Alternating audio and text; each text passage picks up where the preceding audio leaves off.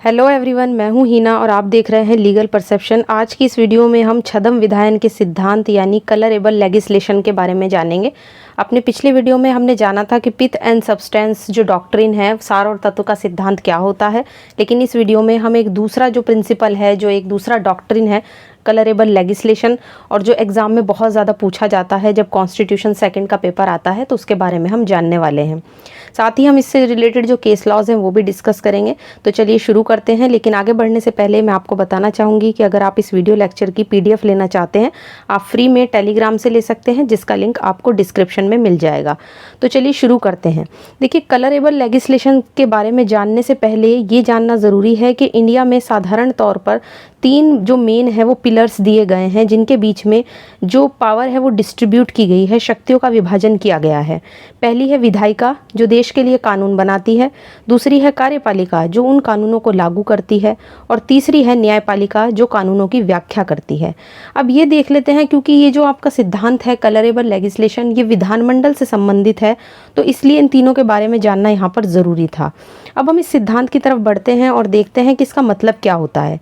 देखिए, यदि संविधान में केंद्र और राज्यों के बीच में लेगिस्लेटिव पावर को डिस्ट्रीब्यूट कर दिया जाता है, यानी विभाजित कर दिया जाता है, और मूल अधिकारों के रूप में उन पर कुछ सीमाएं भी लगाई जाती हैं, यानी कि अगर केंद्र और राज्यों के बीच में विधायी शक्तियों का विभाजन कर दिया जाए, तो ऐसा नहीं है कि वो मूल अधिकारों का उल्लंघन करते हैं।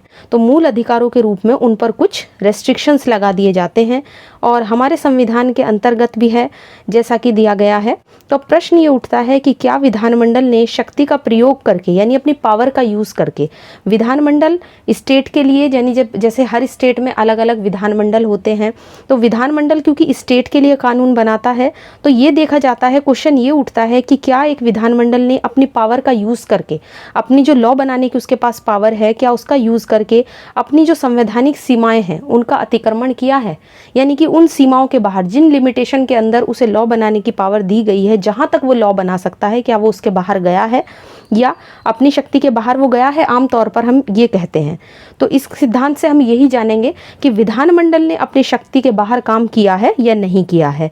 तो आमतौर पर ये जो सिद्धांत है कलरेबल लेगिस्लेशन, ये बेसिकली विधानमंडल से ही डील करता है। इस तरह से ये जो अतिक्रमण है, यानी कि जो उसकी विधि बनाने की शक्ति है विधानमंडल की, वो प्रत्यक्ष भी हो सकती है और अप्रत्यक्ष भी हो सकती है। यानी कि एकदम से भी हमको दिखाई दे सकती है, एकदम सीधे भी हो सकती है, और दूसरे तरीके से भी हो सकती है।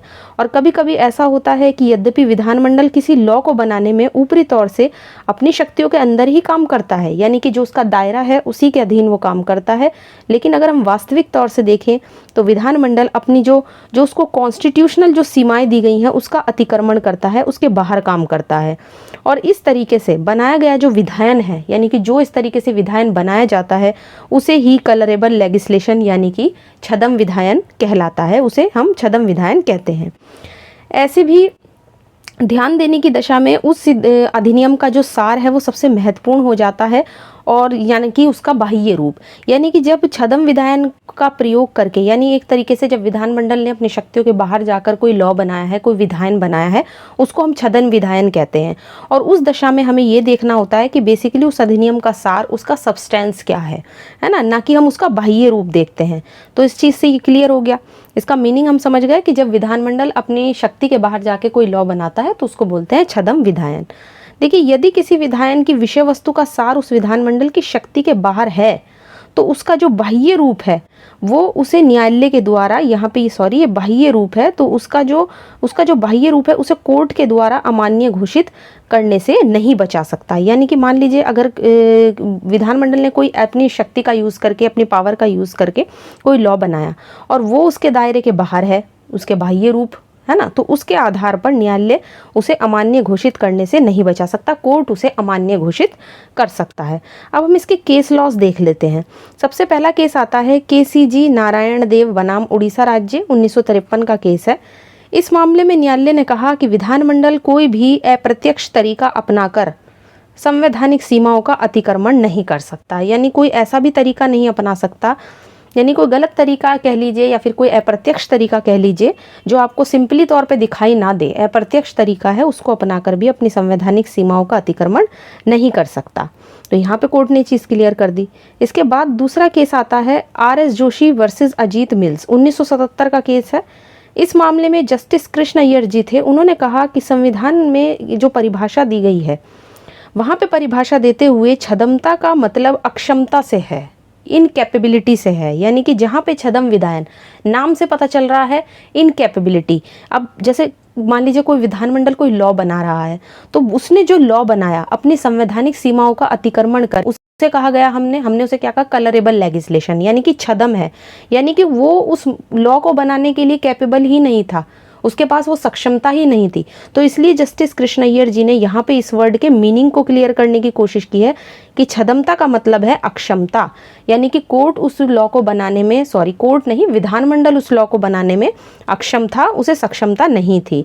कोई वस्तु छदम तब होती है जब वो जिस रूप में दिखाई देती है वास्तव में उस रूप में नहीं होती है। भारतीय शब्दावली में इसे माया कहते हैं और छदमता में दुर्भावना का तत्व नहीं होता, यानी कि उसमें कोई बुरी भावना नहीं होती। अगर विधानमंडल अपनी संवैधानिक सीमाओं का अतिक्रमण करके कोई लॉ बनाता है तो इसका मतलब क्या हुआ कि वो अक्षम है, तभी हम उसे छदम विधायन का नाम दे रहे हैं, क्योंकि उसके पास कैपेबिलिटी नहीं थी उस लॉ को बनाने की। इसके बाद अब हम इसका आधार जान लेते हैं। तो ये जो सिद्धांत है कलरेबल लेगिस्लेशन, इसका आधार क्या है? तो देखिए, अगर किसी विषय पर विधानमंडल को विधि बनाने की शक्ति नहीं है और अप्रत्यक्ष तरीके से वो उस पर विधि नहीं बना सकता है ना, तो ऐसे मामलों में न्यायालय विधायन की वास्तविक रूप की जांच करेगा। लेकिन यदि विधानमंडल को किसी विषय पर विधि बनाने की शक्ति है तो इसका कोई महत्व नहीं है कि वो किस प्रयोजन से बनाया गया है। तो ये जो छदम विधायन का सिद्धांत है ये हमें बेसिकली, बस आमतौर पे आप इसे साधारण शब्दों में ऐसे भी समझ सकते हैं कि जब विधानमंडल को किसी विषय पर लॉ बनाने की पावर नहीं होती है, वो फिर भी उस पर लॉ बनाता है, तो वो छदम विधायन कहलाता है, कलरेबल लेगिस्लेशन कहलाता है। अब हम एक और केस देख लेते हैं, बड़ा काम का केस है, मोस्ट इंपॉर्टेंट है। केस का नाम है कामेश्वर सिंह वर्सेस बिहार राज्य, 1952 का केस है। सुप्रीम कोर्ट का ये एकमात्र विनिश्चय है जिसमें छदम विधायन के सिद्धांत पर किसी अधिनियम को अवैध घोषित किया गया था। थोड़े से इसके फैक्ट जान लेते हैं क्योंकि इम्पोर्टेंट केस है। देखिए, इस मामले में बिहार भूमि सुधार अधिनियम 1950 की विधि मान्यता को चुनौती दी गई थी, यानी इस एक्ट को इस केस में चैलेंज किया गया था, क्योंकि अधिनियम के द्वारा जमींदारों को की जो भूमि थी वो जब्त कर ली गई थी और उन्हें कंपनसेशन देने की व्यवस्था थी। जमींदारों को मालगुजारी के रूप में मिलने वाली आय के आधार पर, यानी उन्हें जो भी इनकम मिलती थी जमींदारों को मालगुजारी के रूप में, उसी के अनुसार भूमि जब्त करने से पहले की जो बकाया धनराशि थी वो राज्य में निहित होनी थी और उसमें से जो आधी धनराशि थी वो जमींदारों को कंपनसेशन के रूप में दिए जाने की व्यवस्था थी। कोर्ट ने कहा कि अधिनियम जो है वो बिल्कुल अविधि मान्य है क्योंकि उसमें कंपनसेशन तय करने के लिए कोई आधार ही नहीं है।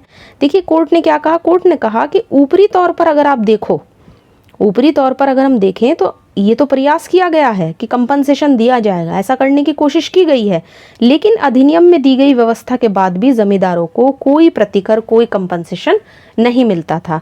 तो एक तरीके से ये जो एक्ट बनाया गया था बिहार भूमि सुधार अधिनियम, अगर हम देखें तो इसमें कंपनसेशन देने की बात तो विधानमंडल ने की थी इस एक्ट को बनाते समय, लेकिन वास्तव में उन्हें ऐसा कोई नहीं मिल रहा था, ऐसा कोई कंपनसेशन जमींदारों को नहीं मिल रहा था जिस चीज़ की इसमें बात कही गई थी। तो इस तरीके से कोर्ट ने यहाँ पे छदम विधायन का सिद्धांत लागू करके इस एक्ट को, जिसे चैलेंज किया गया था, इसको असंवैधानिक ठहराया। अब इसको छदम विधायन मान लिया गया और इसे अवैध घोषित कर दिया गया, क्योंकि वास्तव में जिस चीज़ की बात के लिए एक्ट बनाया गया था उस चीज़ की व्यवस्था तो उसमें थी ही नहीं। प्रतिकर की बात की गई थी और प्रतिकर के बारे में इसमें ऐसी कोई व्यवस्था नहीं थी। तो इस तरह से इस छोटी सी वीडियो में हमने कलरेबल लेगिस्लेशन के बारे में जाना, छदम विधायन का सिद्धांत। ये सिद्धांत एग्जाम के लिहाज से मोस्ट इंपॉर्टेंट है और साथ ही मैंने इससे रिलेटेड जो भी इंपॉर्टेंट केसेस हैं वो भी डिस्कस करने की कोशिश की है। और जैसा कि मैंने स्टार्टिंग में कहा था कि अगर आप इस वीडियो लेक्चर की PDF लेना चाहते हैं, आप फ्री में टेलीग्राम से ले सकते हैं, जिसका लिंक आपको डिस्क्रिप्शन में मिल जाएगा। आशा करती हूँ वीडियो पसंद आया होगा। वीडियो अगर आपको पसंद आया है तो वीडियो को लाइक कीजिए, शेयर कीजिए और चैनल को सब्सक्राइब करना मत भूलिए।